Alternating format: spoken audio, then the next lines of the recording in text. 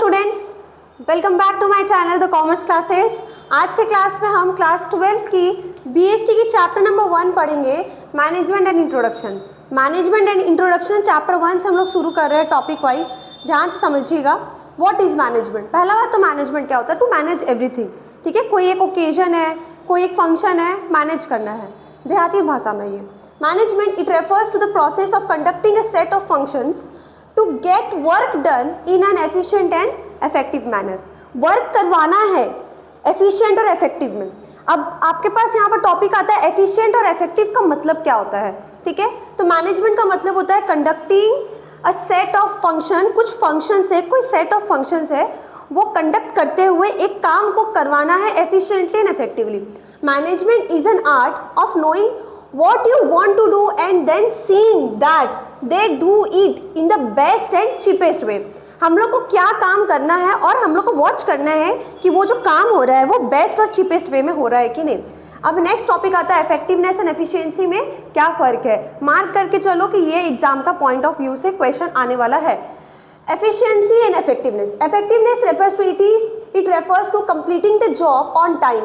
Time पे काम करना, उसी को बोलते हैं इफेक्टिव। आपको बोलता है ना कोई बहुत इफेक्टिव है, ये मतलब टाइम पे काम करना है, अपने ऑन टाइम पे हम अपना एक काम को कंप्लीट कर रहे हैं। It refers to completing the job on time no matter whatever the cost is. Cost कितना भी हो कोई मैटर नहीं करता है, टाइम पे काम को कंप्लीट करना है। एफिशिएंसी का मतलब होता है यहाँ पर टाइम मैटर नहीं करता, यहाँ पर कॉस्ट मैटर करता है। It refers to doing the job in a cost effective manner. Cost effective manner में अपना एक काम को कंप्लीट करना है। ठीक है, मतलब तुमको यहाँ पर सस्ता देखना है। ठीक है, एफिशिएंसी तो क्या बोले हम, इफेक्टिवनेस। देखो यहाँ पर ट्रिक्स भी है, इफेक्टिव टी आ रहा है, टाइम को मैटर करता है, हम अपना ऑन टाइम पे काम करेंगे कितना ही खर्चा लगे। एफिशिएंसी हम बोलते हैं ना, बल्ब एफिशिएंट, इलेक्ट्रिसिटी एफिशिएंट है बल्ब, तो हम लोग क्या बोलते हैं, एफिशिएंट का मतलब होता है कॉस्ट सेविंग। ठीक है, अब इफेक्टिवनेस एंड एफिशिएंसी में क्या फर्क है।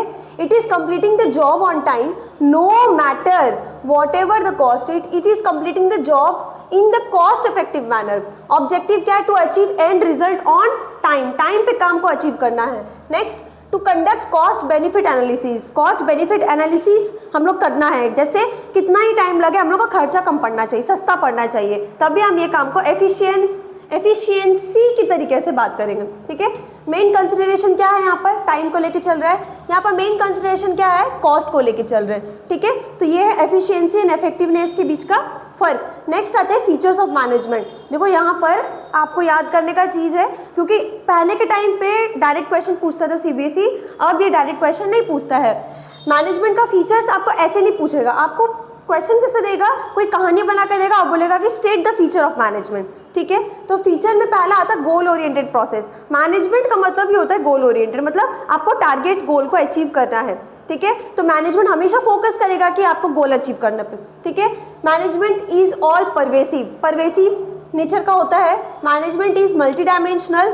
मैनेजमेंट इज मल्टी डायमेंशनल कैसे, क्योंकि मैनेजमेंट वर्क में भी काम आता है, पीपल्स में भी काम आता है और ऑपरेशंस में मैनेजमेंट का जरूरत पड़ता है। Management is a continuous process. Management is a group activity. Continuous process का मतलब समझ में आ ही गया है, एक बार कंप्लीट हो गया एक काम तो नेक्स्ट टाइम फिर से वही मैनेजमेंट प्रोसेस शुरू हो जाएगा। ठीक है, ग्रुप एक्टिविटी मतलब एक आदमी के द्वारा संभव नहीं है, ये बहुत सारे आदमी को ग्रुप को इकट्ठा करके बनाया जाता है। ठीक है, management is a dynamic function, कभी भी चेंज हो सकता है। डायनामिक का मतलब ये होता है, देखो डायनामिक और परवेसिव पे ध्यान रखना, ये एग्जाम में पूछता है, फेवरेट क्वेश्चन है। तो मैनेजमेंट डायनामिक फंक्शन क्यों है, क्योंकि ये हमेशा चेंज होता रहता है। अब मान लो कि आज अभी कोई और गवर्नमेंट है, हम लोग मैनेजमेंट किस तरीके से अलग तरीके से कर रहे हैं। मान लो गवर्नमेंट चेंज हो गई, रूल्स चेंज हो गया, लीगल एक्टिविटीज चेंज हो गई है, तब हमको मैनेजमेंट अलग तरीके से करना पड़ेगा। Management is N intangible force, देख नहीं सकते हैं, फील नहीं कर सकते हैं, टच नहीं कर सकते हैं, बट हम लोग समझ सकते हैं कि हाँ हम लोग का काम हो रहा है, तो इंटैंजिबल है। Next, importance of management. यहाँ देखो मैनेजमेंट क्यों इंपॉर्टेंट है। Management helps in achieving group goals. Management increases efficiency. Management creates a dynamic organisation. Management helps in achieving personal objective. It helps in development of society. Achieving group goals, सब कोई एक जगह groupism हो रहा है, group करके काम कर रहे हैं, तो ग्रुप एक्टिविटी का गोल को अचीव करने में हेल्प कर रहा है। एफिशिएंसी इंक्रीज करता है। ठीक है, फिर आ गए यहाँ पर इफेक्टिवनेस एंड एफिशिएंसी का बात। Next, it creates a dynamic organisation. It helps in achieving personal objective.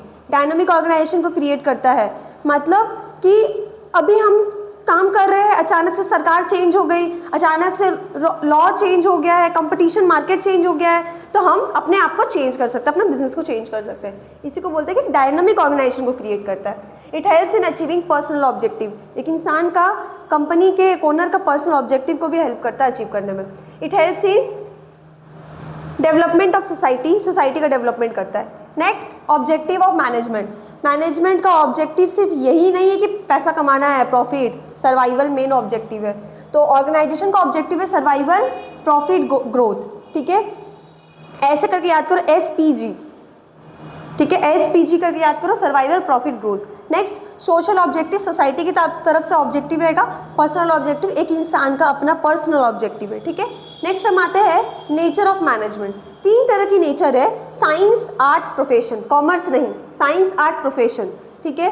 कैसे मैनेजमेंट एक साइंस की तरह कैसे है, मैनेजमेंट एक आर्ट की तरह कैसे है, मैनेजमेंट एक प्रोफेशन की तरह कैसे है। Management as a science, notes को ध्यान रखते हुए करना हर चीज़।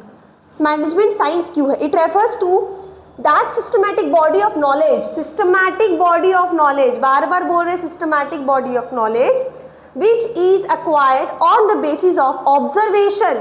हम लोग साइंस में लैब में क्या करते थे? ऑब्जर्वेशंस करते थे ना, एक्सपेरिमेंट्स, ऑब्जर्वेशंस।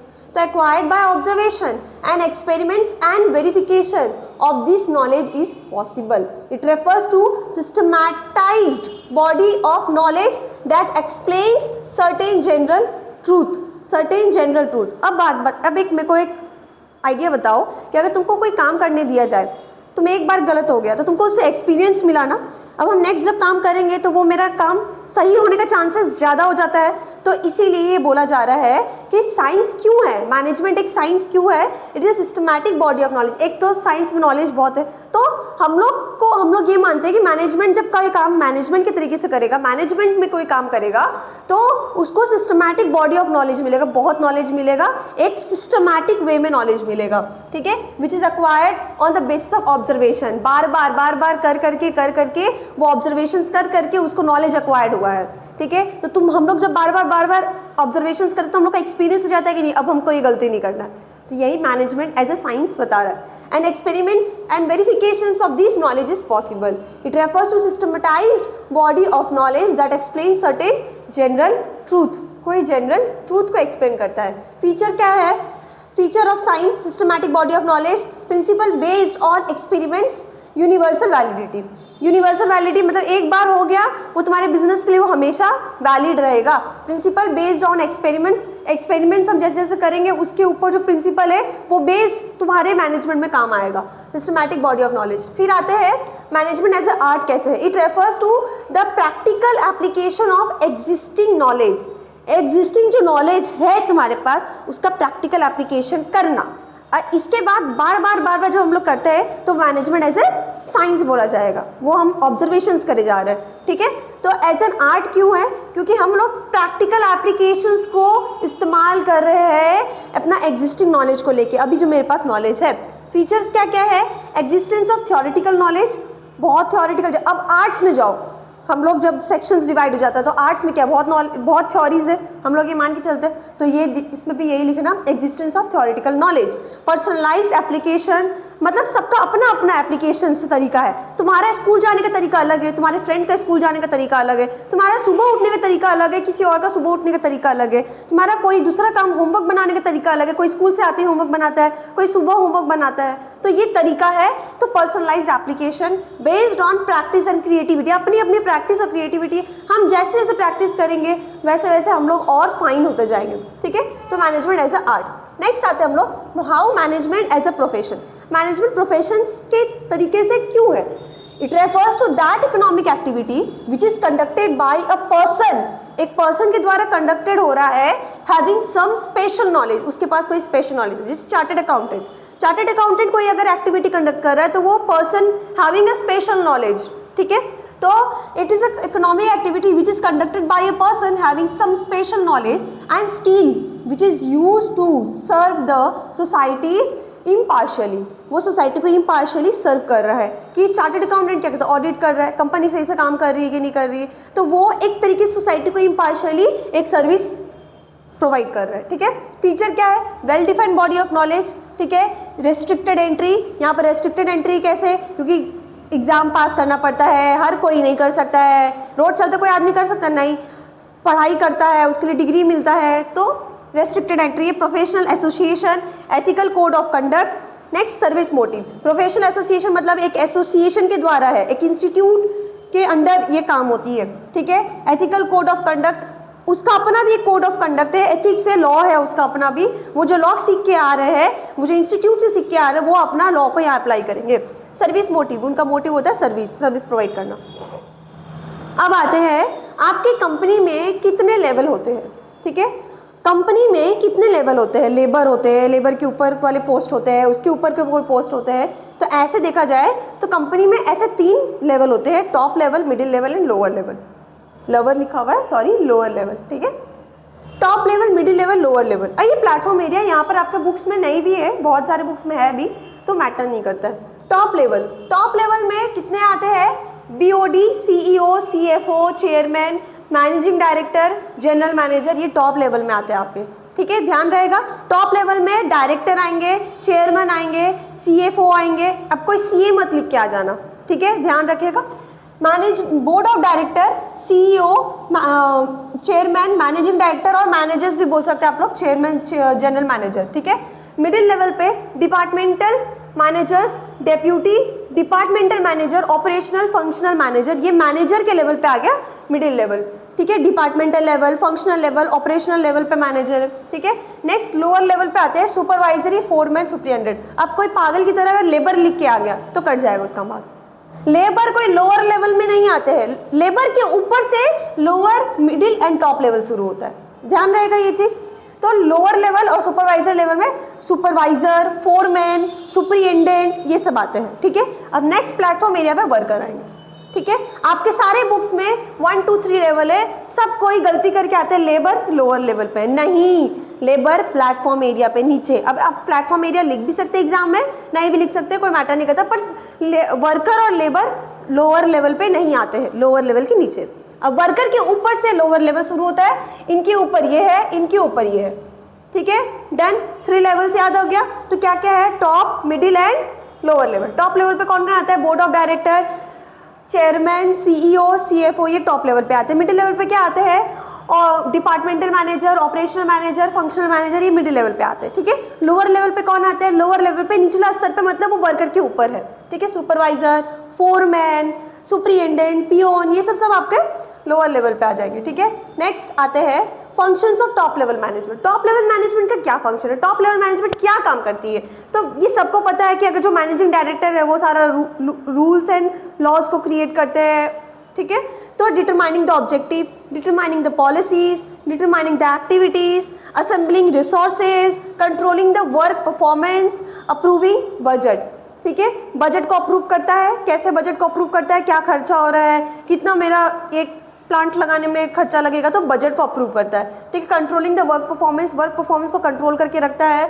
असेंबलिंग रिसोर्सेज कितना ज़रूरत पड़ेगा मेरे को, तो उसका असेंबल करके रखना, उस पर ध्यान देना कि मेरे को अब नेक्स्ट टारगेट अचीव करने के लिए कितना रिसोर्सेज लगेगा, ठीक है। डिटरमाइनिंग द एक्टिविटी को डिटरमाइन करना, कौन कितना काम कर रहा है, कैसे काम कर रहा है, हमको कहाँ पर क्या क्या आदमी की ज़रूरत है, तो हम उसको लेके आएंगे।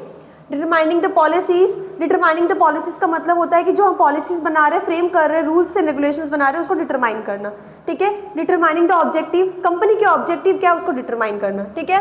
फंक्शन ऑफ मिडिल लेवल पे ये बनाते हैं, ये इंटरप्रेट करते हैं, ठीक है।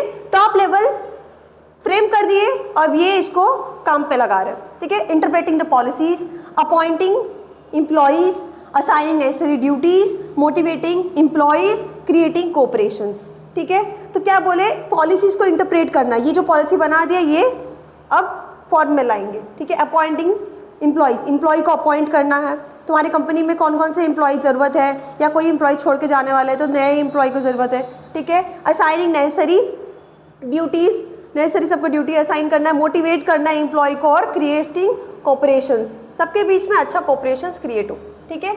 अब लोअर लेवल का क्या काम है, वर्कर के ऊपर वाले लेवल पे, ठीक है। Overseeing effort of actual worker का एफर्ट को ओवरसी करना, ठीक है। ओवरसी करना मतलब ध्यान रखना, वर्कर कितना एफर्ट कर रहा है उस पर ध्यान रखना, ठीक है। Interacting with the actual workforce पे इंटरैक्ट करना, ठीक है, कि कैसे काम कर रहा है लोग, उसको बोलते हैं एक्चुअल वर्कफोर्स पे इंटरैक्ट करना, मतलब लोगों से डायरेक्ट इंटरैक्शन, किसको क्या दिक्कत हो रहा है। Ensuring qualities and minimising wastage, quality को इंश्योर करना है कि सही क्वालिटी का प्रोडक्ट बन रहा है कि नहीं, और वेस्ट को मिनिमाइज करना है। मेंटेनिंग सेफ्टी स्टैंडर्ड, सेफ्टी के हिसाब से, ठीक है, मतलब ऐसा नहीं कि कोई माइंस में कूद के ही काम कर रहा है, वो नहीं होना चाहिए, सेफ्टी स्टैंडर्ड्स, ठीक है। अब आते हैं फंक्शंस ऑफ मैनेजमेंट, इसको याद करने का असली तरीका है POSDC, POSDC, ठीक है। Planning, organising, staffing, directing, controlling, याद रहेगा। Functions of management objective of management से अलग है। एग्जाम में सारे बच्चे यही गलती करके आते हैं, फंक्शंस को ऑब्जेक्टिव में लिख देंगे, ठीक है। ये फंक्शंस ऑफ मैनेजमेंट का मतलब होता है कि जब हम मैनेजमेंट का काम मेरे ऊपर दिया गया है, मेरी जिम्मेदारी में दिया गया है, तो मैं सबसे पहले प्लानिंग करूंगी, फिर ऑर्गेनाइजिंग करूंगी, मतलब ये स्टेप्स है, एक एक स्टेप द्वारा, ठीक है। फिर स्टाफिंग करूंगी, फिर डायरेक्टिंग करूंगी, फिर कंट्रोलिंग करूंगी, ठीक है। तो POSDC मतलब फंक्शंस ऑफ मैनेजमेंट, मतलब हम स्टेप बाय स्टेप ये मैनेजमेंट का एक्टिविटी को करेंगे। आओ नेक्स्ट चैप्टर में, एक एक चैप्टर है आपके BST में। प्लानिंग का एक अलग चैप्टर है, ऑर्गेनाइजिंग का अलग है, स्टाफिंग का अलग है, डायरेक्टिंग का अलग है, कंट्रोलिंग का अलग है, तो वो हम लोग डिटेल वे में उस चैप्टर में पढ़ेंगे। नेक्स्ट आते हैं कोऑर्डिनेशन क्या है। हम आपसे बहुत अच्छा कोऑर्डिनेट कर रहे हैं, ठीक है, आपको अच्छा समझ में आ रहा है मेरा पढ़ाया हुआ, तो कोऑर्डिनेशन, आप मेरे साथ ताल से ताल मिला रहे हैं, इसको बोलते हैं कोऑर्डिनेशन, ठीक है। Coordination is a process through which harmony is established among different activities of an organisation so that organisational objective can be achieved. Organisation को ऑब्जेक्टिव को अचीव करने के लिए एक हार्मनी को एस्टेब्लिश किया जाता है, उसको बोलते हैं कोऑर्डिनेशन। हम आपके साथ काम करेंगे तो हम आपके हिसाब से भी सोचेंगे, आप मेरे हिसाब से भी सोचेंगे, हार्मनी, कोऑर्डिनेशन। तो मैनेजमेंट में कोऑर्डिनेशन बहुत इंपॉर्टेंट है, तो याद रखना management is an essence of coordination, ठीक है। तो coordination is a process through which harmony establish among different activity, हर एक एक्टिविटी में हार्मनी को इस्टेब्लिश किया गया है, तो उसको बोलते हैं हम लोग, ऑर्गेनाइजेशनल ऑब्जेक्टिव में हेल्प करने में अचीव करता है, तो उसको बोलते हैं कोऑर्डिनेशन। फीचर्स क्या क्या है कोऑर्डिनेशन का? It integrates group effort, group effort को इंटीग्रेट करता है, सब लोग एफर्ट कर रहे हैं तो उनको मिला दिए, एक जगह पे असेंबल कर रहे हैं, ठीक है। It ensures unity of action, unity of action का इंश्योर करता है। It is a continuous process, it is all pervasive function, मतलब हर एक लेवल पे काम आएगा। परवेसिव का मतलब ये होता है, ये चीज़ ध्यान रखना, ये चीज़ को डायनामिक और परवेसिव में बहुत कंफ्यूजन होता है। परवेसिव का मतलब होता है कि वो हर जगह काम आएगा, डायनामिक का मतलब होता है कि हम चेंज के लिए रेडी है, कि अचानक से मार्केट में कोई चेंज आ जाए तो हम ऐसा नहीं कि मार्केट से आउट हो जाएंगे, ठीक है। तो pervasive, it is all pervasive functions. Next, it is responsibility of all manager, सारे मैनेजर का एक रेस्पॉन्सिबिलिटी है। It is a deliberate function, एक डेलिबरेट फंक्शन है, प्रॉपरली इसको एग्जीक्यूट किया जाता है, ठीक है। Coordination is the essence of management, बताए थे अभी, कोऑर्डिनेशन एसेंस ऑफ मैनेजमेंट है। कोऑर्डिनेशन एंड प्लानिंग, क्योंकि कोऑर्डिनेशन प्लानिंग के साथ भी काम आता है। हम प्लान कर रहे हैं, हम 4 लोग मिलके प्लान कर रहे हैं, उसका भी सोच को हम लेंगे ना, अपना भी सोच को हम लेंगे, अपना दूसरों का भी सोच को लेंगे, 4 आदमी का सोच को कोऑर्डिनेट कर रहे हैं ना, तो हम लोग सब ताल से ताल मिला रहे हैं प्लानिंग के। तो कोऑर्डिनेशन प्लानिंग में भी काम आता है। कोऑर्डिनेशन एंड ऑर्गेनाइजिंग, ऑर्गेनाइज कर रहे हैं, अब वो जो प्लान किए हैं हम वो ऑर्गेनाइज करेंगे, शुरू करते हैं काम को, ठीक है। तो उसमें कोऑर्डिनेशन का जरूरत पड़ेगा। अब एक 4 आदमी लड़ रहा है तो नहीं होगा मैनेजमेंट, तो कोऑर्डिनेशन नहीं है फिर, ठीक है। कोऑर्डिनेशन एंड स्टाफिंग, स्टाफिंग में भी कोऑर्डिनेशन की जरूरत है। कोऑर्डिनेशन एंड डायरेक्टिंग, डायरेक्टिंग में भी कोऑर्डिनेशन का जरूरत है। कोऑर्डिनेशन एंड कंट्रोलिंग, कंट्रोल करते हैं जब तब भी कोऑर्डिनेशन का जरूरत है, ठीक है। नेक्स्ट आते हैं इंपॉर्टेंस ऑफ कोऑर्डिनेशन। कोऑर्डिनेशन क्यों जरूरी है? Size of organisation depends on size of organisation, जितना बड़ा ऑर्गेनाइजेशन हो कोऑर्डिनेशन उतना ज़्यादा जरूरी होगा, ठीक है। तो इसीलिए अगर ज़्यादा साइज है ऑर्गेनाइजेशन का, बड़ा है साइज, ऑर्गेनाइजेशन ब्रॉड है, ऑर्गेनाइजेशन में बहुत सारी एक्टिविटीज़ हो रही है, तो उसके लिए कोऑर्डिनेशन ज़रूरत है। Functional differentiation, function wise differentiated है ऑर्गेनाइजेशन, तब कोऑर्डिनेशन का बहुत ज़रूरत है। स्पेशलाइजेशन, कोऑर्डिनेशन में स्पेशलाइजेशन का भी ज़रूरत है। अगर मान लो कि हम कोऑर्डिनेशन के लिए, ठीक है, या अपने मैनेजमेंट में, अपने बिजनेस में कोई आदमी को रिक्रूट कर रहे हैं, किसी पर्सन को रिक्रूट कर रहे हैं और उसको स्पेशलाइजेशन हमको चाहिए, मान लो कि 10 पर्सन को रिक्रूट कर रहे हैं, एक चार्टर्ड अकाउंटेंट होना चाहिए, एक MBA होना चाहिए, एक CS होना चाहिए, तो उसके लिए कोऑर्डिनेशन का ज़रूरत है।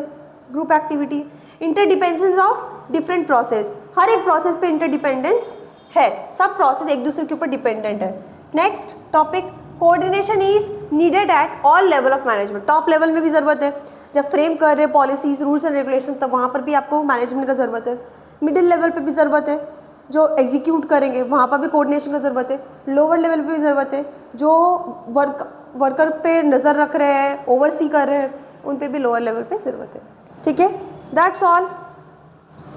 नेक्स्ट क्लास में हम आपको चैप्टर नंबर 2 का वापस से अच्छा से रिवीजन व्यू देंगे, तो आपका ये 20-21 मिनट्स में चैप्टर नंबर 1 पूरा अच्छा से हो गया है। All the best for your exam.